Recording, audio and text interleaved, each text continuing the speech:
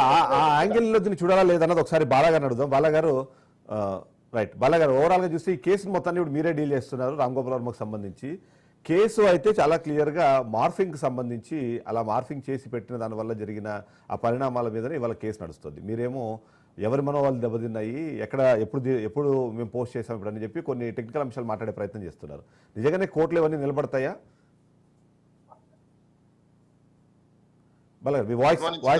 మీకు అలానే ప్యానల్లో ఉన్న రావు గారికి, అలానే సుబ్బారావు గారికి, అలానే వీక్షించే రాజ్ న్యూస్ ప్రజలకు అందరికీ అండి.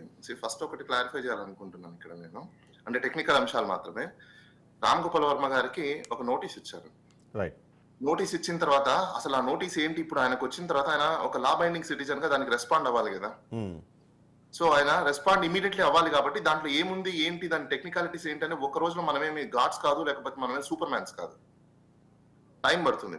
సో నోటీస్ రాగానే ఆయన దానికి రిప్లై ఇచ్చారు, నాకు టైం ఇవ్వండి ఫస్ట్ అని చెప్పేసి. అంటే దానికి ఆన్సర్ చేయడానికి టైం, ఇప్పుడు ఆయన ఏం మాట్లాడాలి ఏం చేయాలని చెప్పడానికి కూడా టైం అయితే కావాలి కదా, చూడాలి కదా ఆయన. సో ఫస్ట్ నోటీస్ కి ఆన్సర్ ఇచ్చారు, మాకు టైం ఇవ్వండి అని చెప్పేసి. దెన్ వాళ్ళు సెకండ్ నోటీస్ మనకు పంపించారు, 25th మీరు హాజరవ్వండి అని చెప్పేసి. 25th హాజరవ్వమన్న దానికి మళ్ళీ ఒక రిప్లై రిజైండర్ నోటీస్ ఒకటి పంపించాం. ఏమని పంపించామంటే, అంటే అప్పటికి మేము మొత్తం పరిశీలించాం, అసలు మేమేమైనా ట్వీట్ పెట్టామా, వీళ్ళు ఏదో కంప్లైంట్ అంటున్నారు, దానికి సంబంధించిన ఏ డీటెయిల్స్ ఇవ్వలేదు, అసలు ట్విట్ ఏంటి, ఎవరి మనోభావాలు దెబ్బతిన్నాయి, అసలు ఎక్కడేసారి మొత్తం ఆయన వెరిఫై చేసుకున్నారు. వెరిఫై చేసుకున్న తర్వాత ఆయన ఎక్కడ కనిపించలేదు ఆయనకి. మరి వీళ్ళు ఎక్కడి నుంచి తీసుకొచ్చారు ఏంటనేది ఆయనకి అంతుపట్టని విషయం.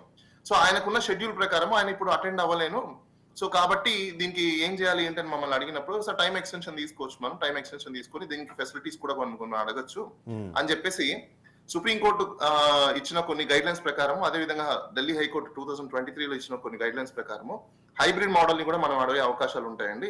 అలానే ఇన్వెస్టిగేషన్స్ కి, ఎందుకంటే ఇవంతా సైబర్ క్రైమ్స్ కాబట్టి దీంట్లో ఇన్వెస్టిగేషన్ చేయాలంటే ఆల్రెడీ వాళ్ళు ఏదో ఎవిడెన్స్ ఇచ్చి ఉంటేనే ప్రైమ్ ఆఫీస్ ఉంటేనే ఎఫ్ఐఆర్ కట్టి ఉంటారు. ఇంకా అంతకుమించి ఇప్పుడు ఒక వ్యక్తిని తీసుకెళ్లి సైబర్ క్రైమ్స్ లో ఆయన ఏం విచారిస్తారు, మాక్సిమం ఈ పోస్ట్ మీద కాదా, అవునా లేదా, వాళ్ళు అవునన్నా కాదన్నా వాళ్ళు వేయాల్సిన ఛార్జ్ షీట్ వాళ్ళు వేస్తారు. బిఎన్ఎస్ఎస్ ప్రకారం ఇన్ కేస్ నెసెసిటీ లేదు అని అనుకున్నప్పుడు ఐఓ ఛార్జ్ షీట్ ఫైల్ చేసేయచ్చు, ఇమీడియట్లీ కేసుని కన్క్లూడ్ చేసేయచ్చు. అవన్నీ మేము డిస్కషన్ చేసుకున్న తర్వాత టెక్నికల్ గా మేము రిజాయిండర్ లో ఆయనకి ఏం వేసామంటే, మాకు 25th అటెండ్ అవ్వడం అయితే కుదరదు, మాకు 2 weeks టైం కావాలి. ఈ 2 weeks కూడా మీరు ఎప్పుడైతే మీరు డేట్ షెడ్యూల్ ఇవ్వాలనుకుంటున్నారో మాకు ప్రీగా 7 days ముందు మాకు ఇంటిమేట్ చేయండి, సో దట్ మేము ప్లాన్ చేసుకుంటాము షెడ్యూల్ ని అని చెప్పేసి అని మేము కోరడం జరిగింది. దాంతో పాటు సుప్రీంకోర్టు కి సంబంధించిన ఆ జడ్జ్మెంట్స్ ని కూడా దాంట్లో కోట్ చేస్తూ, మేము లైవ్ ఆర్టికల్ 21 ని కూడా మేము కోట్ చేస్తూ, లైఫ్ లిబర్టీ ఉండాలి కాబట్టి, ఎందుకంటే ఆయన జీవనోపాధిని చూసుకోవాలి, ఇది హీనియస్ క్రైమ్ అయితే కాదు, సో ఈ హీనియస్ క్రైమ్ కాదు కాబట్టి ఇన్వెస్టిగేషన్ కి మేము కోఆపరేట్ చేస్తాము, మీకు అర్జెన్సీ ఉంటే వర్చువల్ మోడ్ లో కూడా మీరు తీసుకోవచ్చు. డిజిటల్ పోలీసింగ్ అనేది ఇండియన్ గవర్నమెంట్ కూడా ఇంట్రడ్యూస్ చేసింది, digitalpolicing.gov.in అందరూ కూడా చూసుకోవచ్చు. దాంట్లో మీకు ఇన్వెస్టిగేషన్ కి సంబంధించిన సందర్భాలలో అవసరం ఉందనుకుంటే మీరు హైబ్రిడ్ మోడల్ లో యూజ్ చేసుకోవచ్చు, వర్చువల్ సిస్టమ్ ని తీసుకోవచ్చు. ఏఐ టెక్నాలజీ పెరిగింది, ఇంత డిజిటలైజేషన్ అయిపోయిన తర్వాత, ఇండియా టెక్నాలజీ పెరిగిన తర్వాత వాటిని ఎందుకు మీరు అడాప్ట్ చేసుకోండి, యూటిలైజ్ చేసుకోండి అని చెప్పేసి మేము కోరడం అయితే జరిగింది. తర్వాత వాళ్ళు ఏం సమాధానం మాకు ఇవ్వలేదు, ఇంకా ఇప్పుడు దాకా కూడా సమాధానం ఏమి ఇవ్వలేదు. అయితే వాళ్ళు పోలీసు వాళ్ళు అయితే వచ్చారు ఇంటి దగ్గరికి, మరి ఎందుకు వచ్చారు ఏంటని మేము అడిగినా కూడా వాళ్ళు ఏం ఆన్సర్ చెప్పలేదు, సమాధానం చెప్పలేదు. స్పెక్యులేషన్స్ ఇవన్నీ అంటారా, అవి చాలా మీరు చూసే ఉన్నారు దుమారం ఎంతవరకు ఎదుగుతున్నాయో.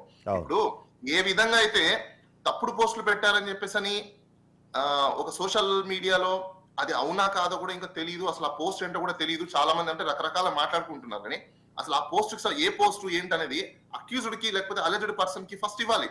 చాలా మంది ఏమనుకుంటున్నారంటే 41 నోటీస్ లో, నిన్న కూడా నేను ఎక్కడ చూశాను, ఒకరెవరో కామెంట్ చేస్తున్నారు, 41 నోటీస్ లో ఎక్కడే కానీ రూల్ లేదు, కానీ ఆయనే చెప్తున్నాడు కర్ణాటక హైకోర్టు ఒక సందర్భంలో చెప్పింది 41A నోటీస్ ఇచ్చినప్పుడు దానికి ఎన్క్లోజర్స్ ఇవ్వాలి, ఎఫ్ఐఆర్ కాపీ, కంప్లైంట్ కాపీ ఇవ్వమని చెప్పింది. అంటే హైకోర్టు ఒకసారి చెప్పిన తర్వాత మళ్ళీ అది రూలింగ్ కాకుండా ఎలా పోతుంది? సో మేము దాన్ని బేస్ చేసుకునే 41A నోటీస్ కానీ 35(3) నోటీస్ కానీ ఇచ్చినప్పుడు దానికి ఎన్క్లోజర్స్ ఇస్తే ఆ వ్యక్తి వచ్చి హాజరయ్యి మీకు ఆన్సర్ చేయాలి కదా. ఇప్పుడు ఒక వ్యక్తిని మీరు పిలుస్తున్నారు, ఏ కారణంతో పిలుస్తున్నారు అన్న దానికి ఖచ్చితంగా మీరు అన్నది రీజన్ ఆన్సర్ ఇవ్వాలంటే ఆ వ్యక్తికి తెలిసి ఉండాలి కదా, అసలు కంప్లైంట్ ఏంటి, ఏం కంప్లైంట్ వచ్చింది, ఏం కంటెంట్ ఉంది, ఏం ఎఫ్ఐఆర్ అయింది, ఏం సెక్షన్స్ ఉంది. ఇప్పుడు అతను కూడా లీగల్ ఎయిడ్ అయితే తీసుకోవాలి, లీగల్ ఒపీనియన్ తీసుకోవాలి, ఎందుకంటే మన రాజ్యాంగంలో కల్పించిన హక్కు, అదేవిధంగా చట్టాల్లో కల్పించిన హక్కు. ఆయన లీగల్ వాళ్ళని కాంటాక్ట్ అవ్వాలన్నా కూడా కనీసం దానికి సంబంధించిన ఇన్ఫర్మేషన్ ఉండాలి కదా. సుబ్బారావు గారిని ఒకసారి లెట్ మీ కంక్లూడ్ అండి. సో